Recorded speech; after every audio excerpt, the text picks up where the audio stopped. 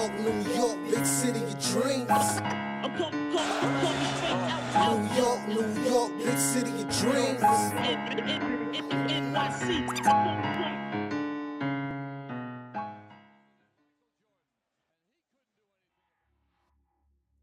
What's going on? This is Jay Ellis from the Knick of Time Show. Here to give you that Knicks talk just in the nick of time. And we're here. Hold on a second. We got the wrong graphics. This is the type of day it is, right? Wrong graphics, wrong everything. Because the Knicks really pissed me off and then knocked me off my game. I'm not even going to hold you, all right? I'm not even going to hold you. The Knicks lost to the Orlando Magic, 106 to 111. RJ Barrett gives you 10 points, shoots 3 to 12. Randall shoots, gives you 23 points, 9 rebounds, only shoots 7 of 20. Emmanuel Quickly gives you 25 points, 7 assists, 5 rebounds. Actually, a pretty good game from Emmanuel Quickly. Grimes shows out with 25 points and 6 assists.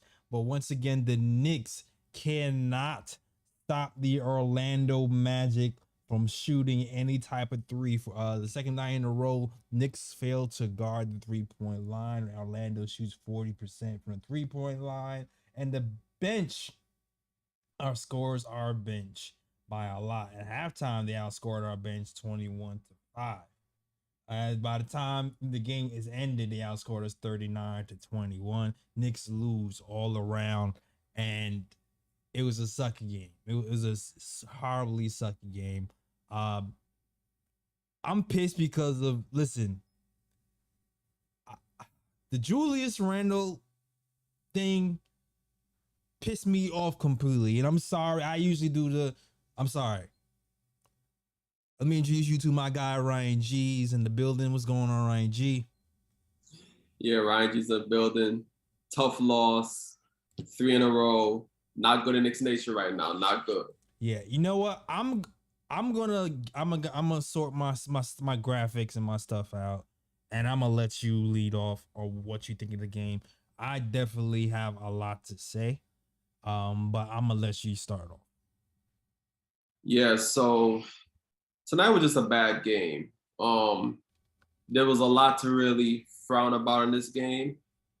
I think more specifically the second quarter. The second quarter is what really ruined this game for the Knicks. Offensively, the turnovers were just stupid. Like confusion between IQ and Harden, like maybe 2 or 3 turnovers. You know, guys thinking that guy's gonna run one way and he runs the other way and they pass the ball, it goes out of bounds. Defense was terrible. I mean, Obi Toppin minus 25, and I can understand it because my man was playing Ole defense in that second quarter. My man was just letting anybody buy him and get to the basket. And overall, the Knicks defense was just terrible in that second quarter, which allowed the Magic to get out to a 19-point lead. The positive is that the Knicks fought back in this game.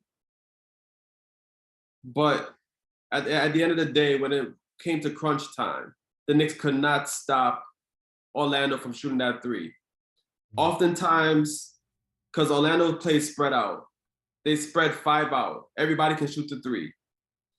A lot of times they move the ball around, and Mitch is not used to the guarding on the perimeter. So oftentimes Mitch is in the paint, and then they pass the ball around on the perimeter. And then what happens is the Knicks rotation trying to catch up to the Magic, trying to guard them on the perimeter, and then all of a sudden you have somebody wide open for three, whether it be Wendell Carter Jr. or the guy in the corner shooting the three, which is usually like Gary Harris or somebody like that. And I pretty much killed the Knicks tonight.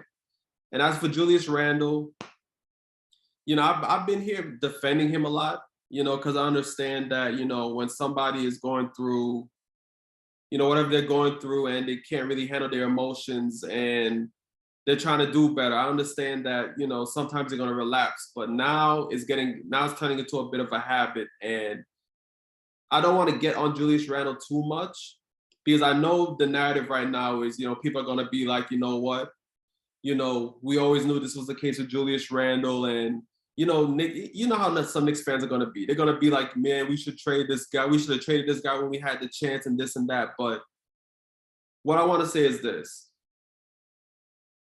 Julius Randle, he just needs to get his emotions in check and get back to the place he was earlier in the season when he had that long streak of games where he wasn't having those emotional outbursts. You know, it does not make sense to argue with these refs because look, this season is probably one of the worst officiated seasons probably in NBA history with the way the refs, absolutely agree. with the way these refs are blowing calls, missing calls, or whatever the case may be. But Julius Randle has to get to a place where he has to realize that it does not make sense to argue with these refs. You're going to be mad at missed calls. Everybody gets a missed call here and there. Julius Randle needs to learn how to channel that and take it out on the other team. Yeah.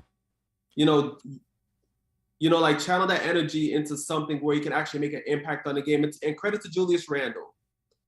After that outburst he had at the end of the first half, he did get it together and he played better in the second half. So I do give him credit for that. But you know, it's cool when he does this in a regular season game. But in the playoffs, this cannot happen. Because cool now, though. I'm sorry. Yeah, because when games are tight, sometimes that 1 point you give away with a technical foul can affect the outcome of a game. So we have a few games left till the playoffs come. Julius Randle, I'm not giving up on you, my guy. Get it together before the playoffs come. Get those emotions in check. Whatever you were doing in the beginning of the season, get it in check so that when the playoffs come, you're going to be ready and good to go. Thank you for that soliloquy, Ryan G. That gave me time to get my head together. I was listening, got the stats correct.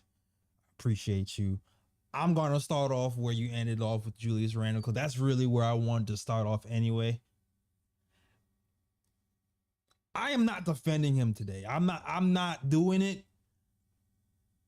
I'm not trading Randle. I'm not there, but I'm at the point where I'm like, okay, this is the third game in a row when you're getting a technical. You're backsliding. This is no longer, oh, it's once in a while, it's cool.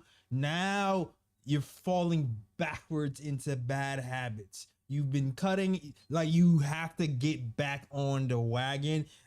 I feel like this is one of those times where the Knicks organization, the team can't just sweep this one under the rug because everything that we're supposed to do, we did, right? He goes off on the ref. RJ Barrett tries to push him off, ignores him. It quickly tries to push him off, ignores him. The ref gives him a few Mississippis, tries to ignore him. Then gives Randle a tech. Then after he gets the tech, he continues to start to still follow the ref. And I'm like, yo, dog, let this go. You're not going to change the ref's mind. There's nothing you can do right now that's going to make the situation better. Move. And he's still drawing. And then you see him quickly get in his face trying to calm him down. And now he's drawing out quickly. Now I'm getting PTSD and flashbacks what's going on last year. This is the time of the year where I thank God that we're off a few days because Randle needs the rest mentally for sure. But even within this time where the team has to rest, to me, this is like team meeting time. This is like coaching staff time. This is like intervention time. This can't just be like, I adapted on my bed. And nah, 3 games in a row. You giving a technical foul. I understand that you fighting your demons and you've done a great job to this point, but wake up, snap out of it because now it's becoming a habit and we got to break that habit. And listen, like you said, when the playoffs come, it's going to be a different animal. I heard Clyde and Breen talking about the rookie refs and all the veteran coaching staff has exited the NBA and that's contributed to the calls this year. That makes a lot of sense because listen, emotions are going to be high in the playoffs. That stuff can win and lose this game. We have to nip that in the butt now. Yeah. It's getting ridiculous. It's getting absolutely freaking ridiculous. We got to nip that in the butt absolutely right now. And not only that, the team right now has to kind of look in the mirror because we lost. We lost, right? We did not have Jalen Brunson. But teams at this point are not going to take us lightly just because we don't have Jalen Brunson. We beat the Celtics on national TV without Jalen Brunson. So we can't come up to games like today feeling ourselves, thinking we can turn it off and on the defensive end whenever the hell we want to. Because that's kind of feel like what was happening today. There was a 5-minute span in the second quarter where I felt like this is the worst basketball I've seen the Knicks play the entire season. And we have to nip that in the butt right now as well. And I hope the team kind of gets it and clicks it on that teams are coming for us now. So you just can't turn on the defense and off the defense. Because I don't know if you saw it, Ryan, I can see the difference in our defense from the second quarter into the third quarter. Did you see it? Yeah, definitely. Second quarter was lazy defense, and then as the game went on, going into the third quarter, especially, well, in the beginning of the third quarter, the Magic did go out and get back to that 19-point lead. But then after that, the Knicks started to shut it down on defense, and that's how they were able to get back into the game. And if the Knicks played consistent defense like that throughout the game, this would have been a win. It's really small stuff too. It's like getting to getting to your rotations a spot earlier, a tick earlier. You're rotating, but hand down, man down. Randall, sometimes he decides I'm going to help out, and sometimes he decides I'm not going to help out on defense. I've seen Randall help out more defense in that fourth quarter and third quarter than he did in the first half. Like stuff like that has to change. And there was even a little stuff like, you know what? Hartenstein and Mitch, sometimes they think they have their hands straight up with the rules of verticality, but they put their arms down and they get a foul call sometimes, and then they argue with the ref. They changed that in the third quarter. It's Hartenstein especially. There's like certain small detail stuff where they half trying but half not, and then there's detailed stuff where they have to be a second faster. They can't break the imaginary play on defense, and they have to know that you have to play hard the entire time because this is crunch time. You have something to play for. Teams ain't gonna play with you no more, and especially these little teams who got nothing to play for. Like, they're gonna come at you. The Houston Rockets are gonna come at us. So we have to tighten up because the Heat and the Nets are on our heels. For sure. That's facts. Mm-hmm. And that's facts. Even though the Nets did lose tonight, thank God. They lost to the Cavaliers. Yeah, but still, yes, I agree 100%. Now is the time where the Knicks need to get it together. They have to find their groove back on defense and play a full 48 of defense, not 24 minutes of defense and 24 minutes of no defense. And offensively, like I said, that 5-minute stretch in the second quarter where it seemed like everybody was on the wrong page and they were just throwing the ball all over the place.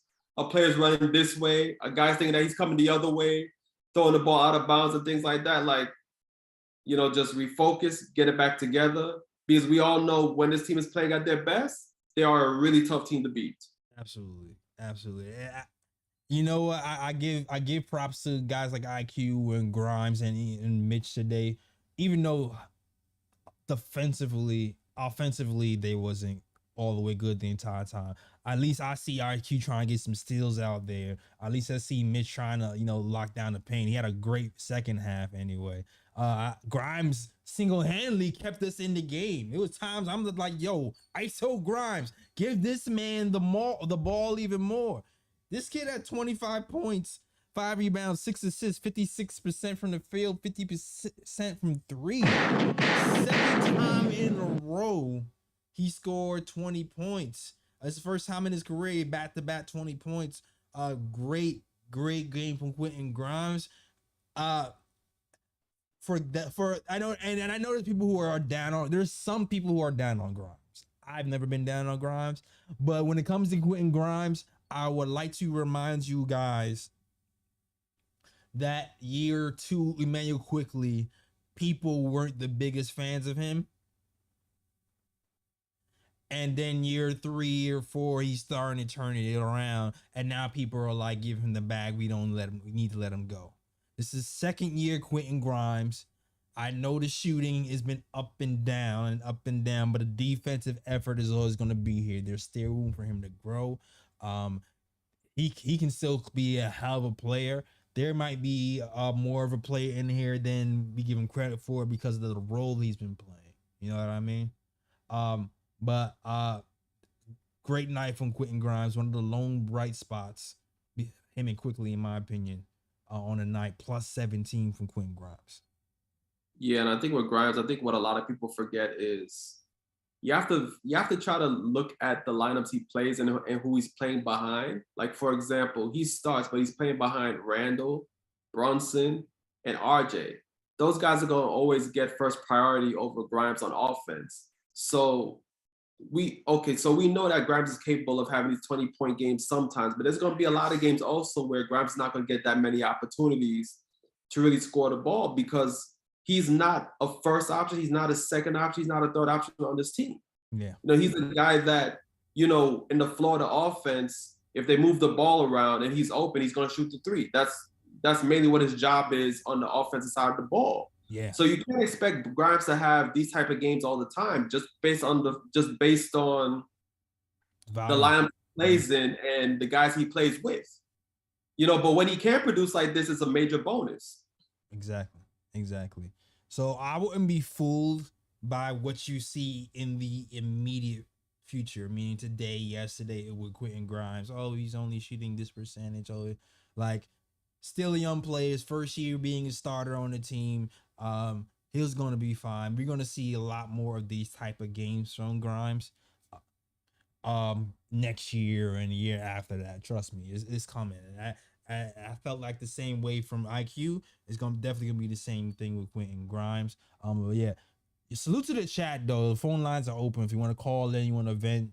319-527-6241 is that number. 319-527-6241. I didn't say hit the like and subscribe early because I just wanted to talk, but please hit that like button and subscribe to the channel as well. Roller coaster the last 2 weeks, yeah, definitely been a roller coaster. I want to talk about IQ too because IQ is also, I didn't like a lot of his shot selection in the first half, but like I said, the defense from IQ was, you know what it is? He played the passing lanes well, I will say that, but I do feel like IQ was late on some closeouts. I don't know if it was miscommunication with other people or what, but I felt like he was late on closeouts to like Gary Harris and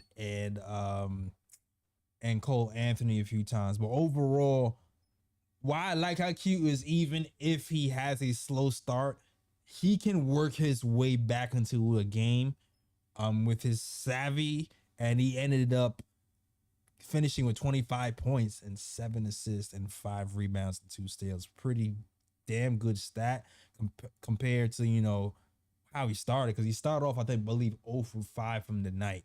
You know what I mean? So great game from IQ. Yeah, man, and to just answer Picks for Timmy's question in the chat, and I like how he called Randall Tandle. Tantropus Randall. Yeah. Yeah. But yeah, Picks for Timmy. We already covered Tandle. We already covered him. But yeah, IQ had a good game tonight. Like you said, I did not like his shot selection in the first half. I did not like it at all. Yeah. He was just forcing up bad threes, and yeah, his shot selection was bad in the first half, but he did get it together in the second half, which is what I do like. He was able to find himself and get back to the way Quickly is known for playing, you know, driving into the lane, taking his time, putting up floaters, taking good threes instead of taking those rush threes. Right. And yeah, he played much better in the second half, and he had a good game overall tonight. But the shot selection in the first half was just no bueno, no good. No bueno. And there was an article written about Quickly earlier, which was a nice little read. I was reading the article, Ryan, and I'm gonna just say,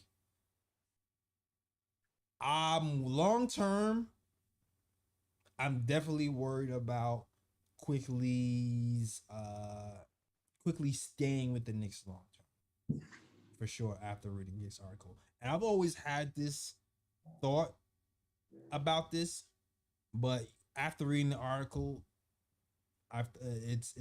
been more apparent that I feel like eventually he's going to leave. Like I just feel like it's going to happen. When I read his article, one of the best stats of this article has been his defensive rating. New York's defensive rating improves by 10.6 points per 100 possessions with quickly on the floor, according to Clean the Glass, the highest increase of any high minute player in the NBA.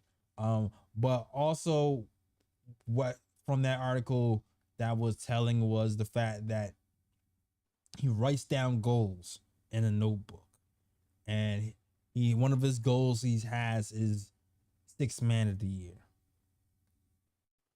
and another one of the goals he has is being an NBA starter. And with Jalen Brunson here, I can't really see that. Can't really see him being an NBA starter. He said it himself. I work so hard so I can be able to do those things. I don't want to just be a microwave guy off the bench. I feel like I can be a starting point guard in the NBA. And I always felt that he could. I said it since last season. But that article definitely reinforces that idea. So that's something to look out for. Even if we do end up signing quickly in this offseason, I can see us getting him for one contract, but I don't know. For two, I don't know. It'll be tricky. Yeah, and I mean, to be honest about it, like when you make it to the NBA, like I'm pretty sure everybody's goal is to be a starter. Like you don't make it that far to just be content with coming off the bench or being like the last man on the bench. So it's understandable that he's going to have those type of goals set for himself where he's going to be an NBA starter. And to be honest about it, he is an NBA starter. Like the way he's played this season, he is a very capable NBA starter. But like you said, with Brunson here, it's going to be really tough for quickly to get a starting position on the Knicks, unless you want to go to a small backcourt with Brunson and IQ, and against some teams that might not be ideal. Yeah. So it's pretty tough to, I mean, based on that, it would be pretty tough to see IQ being with the Knicks long term. But at the end of the day, I think sometimes with some players, like, I think sometimes winning can cure a lot of things. Mm-hmm. So I think if the Knicks were to continue to win, with IQ coming off the bench, he might be able to live with that for a while. Like you said, for one contract, he might be able to live with it for a while as long as the Knicks win games. Right. But there's going to come a point in time where IQ is going to want to start, and with Brunson here, that might not be possible. Fact. So, you know, it'll be interesting to see the next few years, you know, if Quickly stays, which I think he will, how, you know, it's going to develop, you know, his, you know, if he's going to be content with being a sixth man off the bench, which it clearly seems like he's not going to. Yeah. Yeah, absolutely. I don't know what he's going to start for, but man. Grimes, we need Grimes. Barrett. Man, Barrett's awful today, man. Yeah, he was terrible. Barrett was. Bruh. One of the moments in the game that disappointed me the most was after, listen, the Knicks were down 19 points in the first half. Battled and cut it to what, like 11 or something? What was it, 8? We down 45 to, I think we cut it to 8 or 11 by halftime. Yeah, by 8. Lead goes back up to 15. Those guys battled back and tie the game going into the fourth quarter, only for RJ Barrett to start the game with 3 consecutive turnovers. Bruh.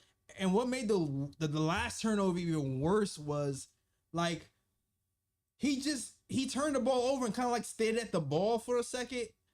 And I'm just like, yo, get the ball. Like, you just turned the ball twice already. Dive on the floor. And it just like, I don't know. You know, I was talking about Julius Randle's brain dial-up modem. I felt like he was having one of those dial-up modem things where it was like, And like his brain wasn't processing. Get your ass on the floor. Dive on the ball. Before you know it, Fultz was on the ball. And then he's like, oh, I'll dive now. It's like, come on, dog. He was RJ, he was doing so good, man. So good. The bottom line is gone. He's bad again. He was horrible. I wanted to end this whole post game off with a good note talking about Grimes, but I forgot I ain't talk how bad RJ was today. I had to mention that. Yeah, it's kind of crazy because like the last 3 or 4 games, like we've been praising RJ because it seemed like he turned the corner, and then here comes this game where it's like he reverts back to his old self, the way he's been playing before. He's had this good string of games, and yeah, man,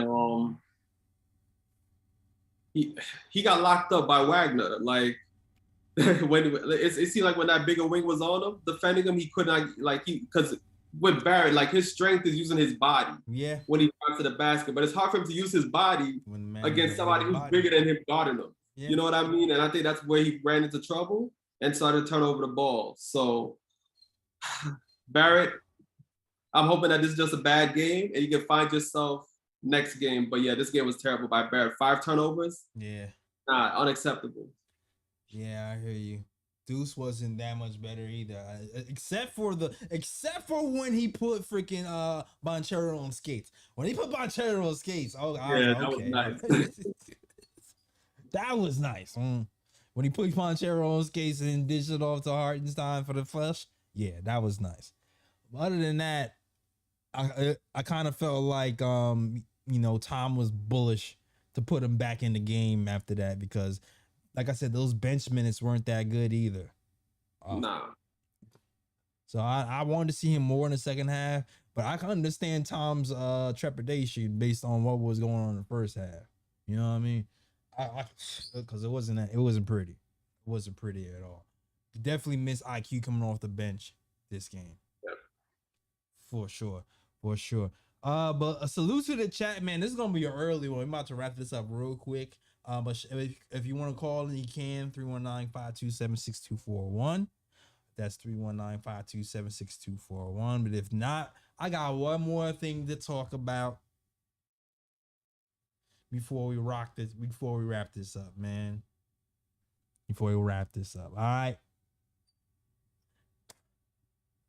Mitchell Robinson. Ryan. Yo, whose man's is this, man? Is that your man's? Bruh. I ain't claiming him right now, yo. I ain't claiming that was my man's, yo. I defended Mitchell Robinson all year. But the stuff he's doing right now is he's looking a little KP-ish in the light. If you know what I'm talking about. You know what I mean? KP-ish in the light. Porzingis. Remember back in the day when Porzingis was doing the cryptic tweets and liking weird stuff, and before he was like, he's looking like a little bit like that, dog. After listen, I was on the mid train. He already apologized earlier for having his rant on Snapchat talking about, oh, I need to get the ball more. Then he said, man, I had a moment. I'm going through stuff with my family. And we all gave him an embraced hug and forgave him. Only for you to like a tweet about big men not getting the ball if they played in Dallas. Or San Antonio. Bruh. Off the loss, Mike. Like, Mitch, man. Somebody take his phone. Somebody take his phone away. Just take your phone away till the summer, because you don't need it. Whose man's is this? That's all I got. I'm going to say this because I think sometimes players forget that we can see their likes. Just because you like something, it doesn't mean that's going to be swept under the rug. Like, people can actually see what the hell you like on Twitter. So if you're trying to keep the vibes positive. Don't go liking stuff like that, especially when a few days ago you came out on Snapchat talking about your role in offense, and then a few days later you're gonna like a post that pretty much says that if he played in Dallas or San Antonio and the point guard wasn't giving him the ball, the coaches would bench those players. Like, come on, Mitch. Like, and here's my thing. Like, I don't know what Mitch does over the summer. We know I don't know how he does crossovers. Yeah, I know. But I mean, like, I don't know if he be practicing. I don't know if he be practicing post moves or whatever the case may be. I'm not in the gym with Mitch, so I don't want to be on here talking about, I don't know how much he's worked on this offensive game, whatever the case may be. But for what I've seen, the only way someone should be complaining about not getting the ball on offense is if they've shown that they have an actual offensive game that they could actually contribute on offense. And so far, we have not seen that from Mitch. So for him to be kind of, having an issue with him not getting the ball on offense, to me, it's kind of wild. I agree. The Knicks can definitely do a better job of finding him more for alley-oops and things of that nature. I feel like they don't try to look for him enough on those opportunities. But to be upset about not getting the ball on offense, you have to actually show that you have an offensive game for that. You know what, Ron G? I actually disagree with you, man. I kind of feel him though. Like, I kind of feel the sentiment. I'm out here doing cardio. I'm saving your ass because you can't play defense. I'm blocking all these shots, and I get the ball. How can I get a touch? Can I get a touch? Can I get a one touch? Can I get a touch up? Can I get something?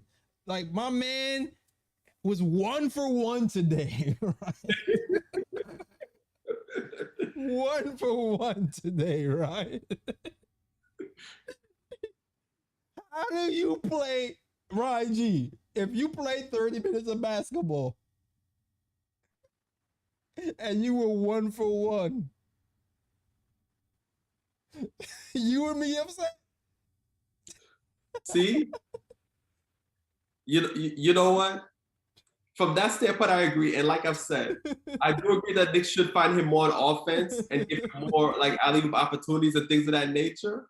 I just feel like you can't really complain about that if you haven't shown you have an offensive game. But that's me though. But yeah, he does deserve more touches on offense. Like, the Knicks do need to try to find him more. But yeah, just taking one shot at the game, that's wild though. Son, that's wild. I'm not gonna lie. If I don't care if I'm a center or not, yo, if I'm playing 30 minutes, I'll be getting steals, I'm blocking shots, and I'm 1 for 1.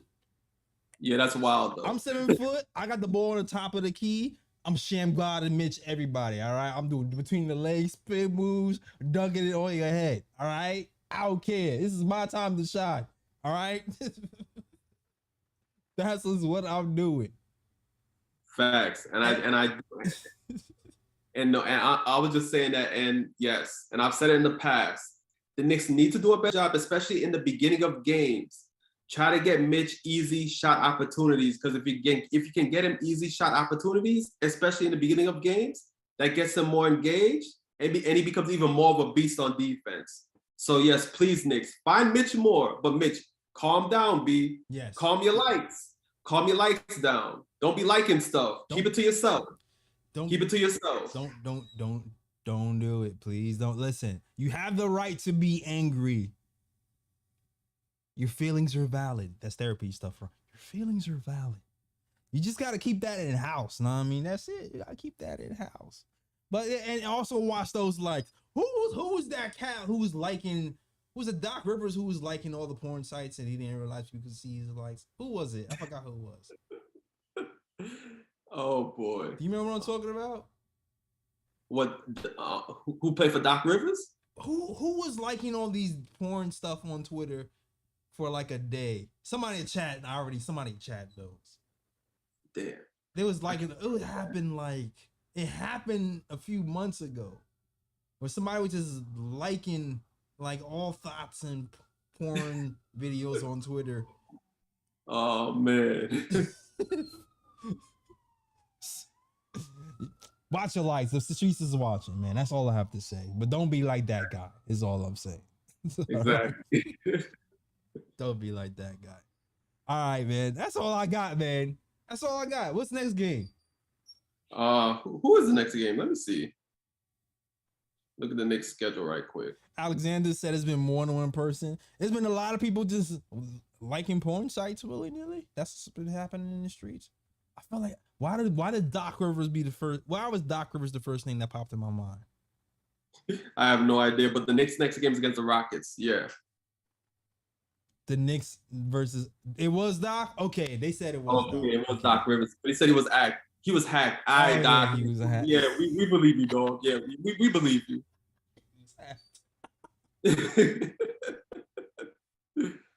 Who would hack just to like pictures? That's funny.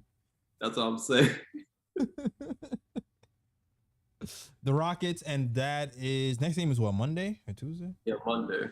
So they got a long layoff. They have a long time to get together. Julius Randle, get a massage, meditate, go with the boot, do your thing. You need to recharge. You need to get yourself together. Next game is a must win for sure. I thought this game was a must win. Actually, this is why I'm kind of mad. And usually I give the back to back speech. It's a back to back but I'm just like, nah, we had too much motivation to win this game. I'm sorry. Maybe I'm spoiled because we haven't lost the back to back this season, but I felt like we should have gotten this game for sure, even without Brunson. All right. Yeah, most stuff. That's the show, Ryan G. Let them know where they can find you, man. You can find me on Instagram at Sir G is chilling. Sir G is chilling. That's SIR. G is CHILLI. You can also find me at Sir G's Corner. You can also find me on Twitter at RyanGKOT. It's a fact. And you know the vibes. Follow us on the KOT Show on Twitter, the Knick of Time Show on Instagram, and the Knick of Time Show on Facebook.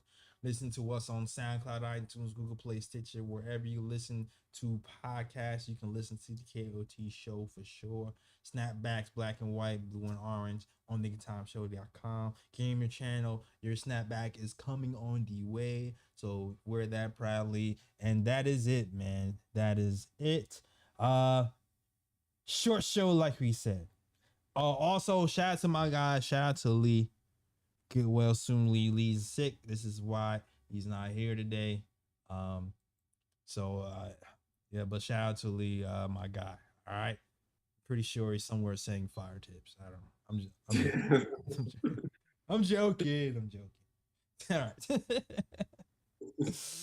All right. That is our show, guys. Thanks for the support. Please hit the like button on the way out. Because it helps the algorithm. And we're gonna clip up some stuff and post it tomorrow too for your enjoyment. All right, and Saturday as well. All right. So thank you guys for watching the show, and as always, shout out to Worldwide West. Everywhere we go, we leave a worldwide mess. It's a mess out here in these Knicks YouTube streets. That's our show. We out this mug. Peace. York, New York, big city of dreams. New York, big city of dreams. NYC.